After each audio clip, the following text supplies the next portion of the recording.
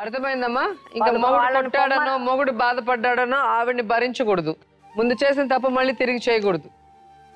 ఆవిడ్ని ఫస్ట్ ఇక్కడి నుంచి పంపించేయాలి.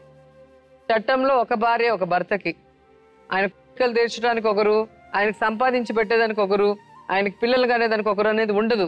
ఆయన కొట్టాడని నువ్వు ఇంకో పెళ్లి చేయాల్సిన అవసరం లేదు. చట్టంలో ఆవిడకి కానీ ఆవిడ బిడ్డకి స్థానం లేదు.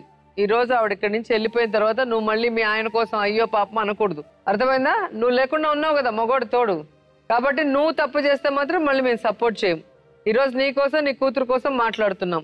ఈ స్థానంలో ఎవరున్నా, గంగు స్థానంలో ఏ భార్య ఉన్నా, నాగజ్యోతి స్థానంలో ఏ కూతురున్నా ఒకే న్యాయం.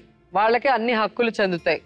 వాళ్ళు సంతోషంగా ఉండాలి, వాళ్ళ కుటుంబము మంచిగా ముందుకెళ్ళాలి. అంతేగాని అట్లా పిల్ల ఏడుస్తూ ఉంటే నువ్వు మొగుడి సంతోషం చూడటం ఏంటి? నీ తప్పు కదా.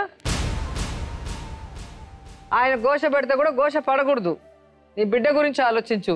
నీ అల్లుడి దగ్గర నీ బిడ్డకు గౌరవం ఉండాలి, వాళ్ళ ఇంట్లో ఆమెకు గౌరవం ఉండాలంటే మీ ఇద్దరు కలిసి ఉండాలి. ఒక చిల్లి గవ్వ కూడా ఆవిడకి ఇచ్చేదానికి లేదు. అట్లా ఇచ్చినా కూడా మీరు కోర్టులో వేస్తే వెనక్కి వచ్చేస్తుంది.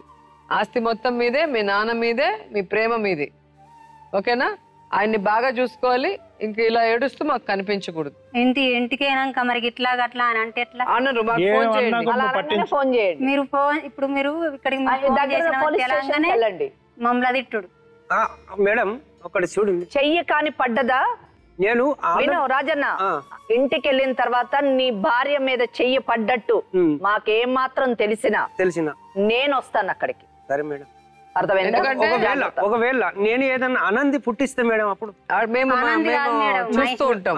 మా దగ్గరికి వచ్చిన తర్వాత బతుకు జట్కా బండి తర్వాత మేము ఏం జరుగుతుంది ఇక్కడి నుంచి వెళ్ళిన తర్వాత గమనిస్తూ ఉంటాం. ఏ తప్పు జరిగినా కూడా అర్థం చేసుకోండి. ఈ రోజు చెప్పి ఆయన బయటకు వచ్చిన తర్వాత మిమ్మల్ని సరిగ్గా చూడకపోయినా, మిమ్మల్ని కొట్టినా, మిమ్మల్ని కష్టపెట్టినా ఆ రోజు కేసులు పెట్టిస్తాం మీతో. కాబట్టి ఈ రోజు నీ భర్త మారి వస్తున్నాడు. నువ్వు పాతవన్నీ ఆయన్ని బాధ పెట్టకుండా పెళ్ళైనప్పుడు ఎలా ఉన్నారో అలా నువ్వు సంతోషంగా ఆమెకు ఒక తండ్రిని ప్రసాదించు. మేడం అందరం కలిసి ఉండాలంటే అది కుదరదు మేడం.